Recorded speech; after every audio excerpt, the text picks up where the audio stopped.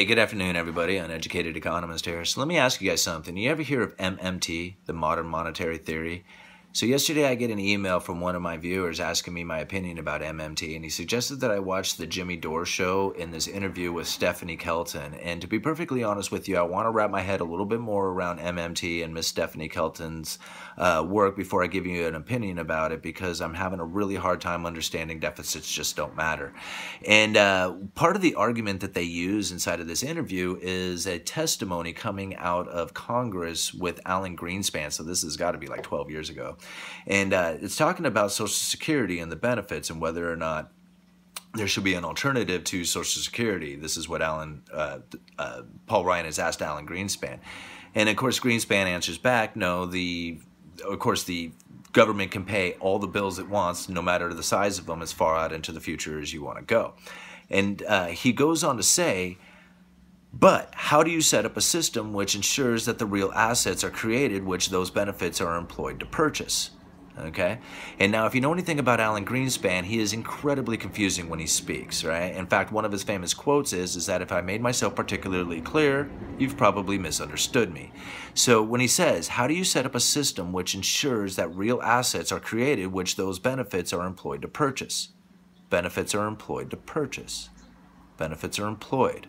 Benefits have a job, and their job is to purchase real assets. He goes on to say, cash is nice to have, but it's got to be in the context of real resources being created at the time that the benefits are being paid.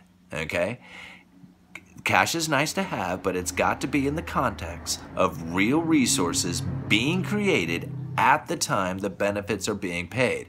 So when I hear that, I think about how come it is up until, even up to this point, that the EPA laws have been so tough. Why it is that farmers have such a hard time. Why it is that building a house costs so much in permits and just costs in general. Is the production of this country been tougher on purpose so that they can create the real resources, at the time that the benefits get paid? These benefits have a job to do. They're employed to purchase real resources. Okay? Here, this is Alan Greenspan saying it.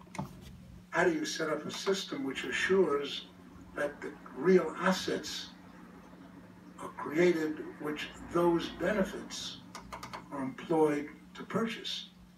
So it's not a question of security. It's a question of the structure of a financial system which assures that the real resources are created for retirement, as distinct from the cash. The cash itself is nice to have, but it's got to be in the context of the real resources being created at the time those benefits are paid, so that you can purchase real resources with the benefits, which of course are cash.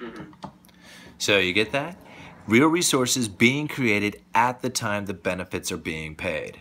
So that's kind of what I feel is what's happened to this country when it comes to production. I mean, everybody has said it. Why has this country gone so down on its production?